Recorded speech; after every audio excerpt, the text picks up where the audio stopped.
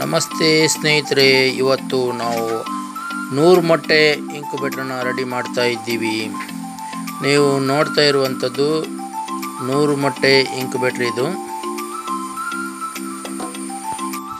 ಇದು full automatic incubator. ಇದು ಯಾವುದೇ ಇಂಕ್ಯುಬೇಟರಲ್ಲಿ ನಿಮಗೆ 100% ರಿಸಲ್ಟ್ ಅಂತ ಯಾವುದೇ ಇಂಕ್ಯುಬೇಟರಲ್ಲಿ ಕೊಡಲ್ಲ. 90% ರಿಸಲ್ಟ್ ಕೊಡ್ತೀವಿ ನಾವು ಕೂಡ, 100% ಅಂತೇಳಿ ನಾವು ಕೊಡಲ್ಲ.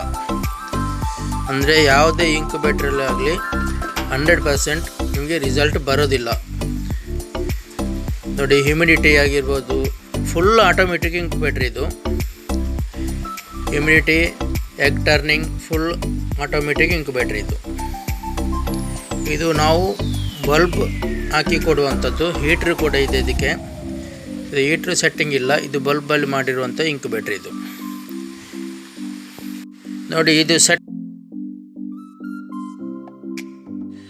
ನೋಡಿ, ಇದು ನಾವು ಮನೆಗೋಸ್ಕರ ಅಂತೇಳಿ ಮಾಡಿರುವಂಥದ್ದು ಹ್ಯಾಚರ್. ಇದು 3 ದಿವಸ ಇದರಲ್ಲಿ ಇಡಬೇಕಾಗುತ್ತೆ.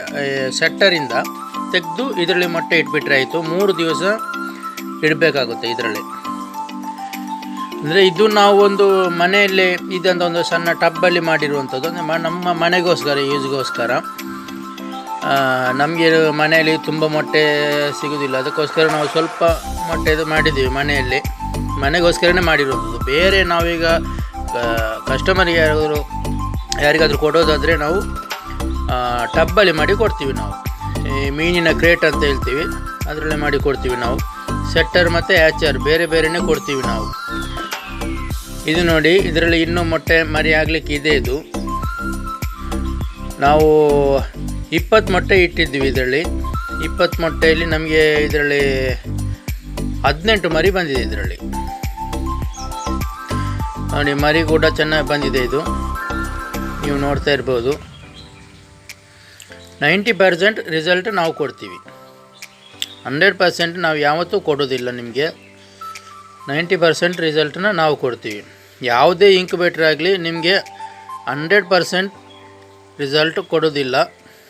ಅವ್ರು ಹೇಳ್ತಾರೆ ಅಷ್ಟೇ, ಅದು ಬರೋದಿಲ್ಲ ಅಷ್ಟು.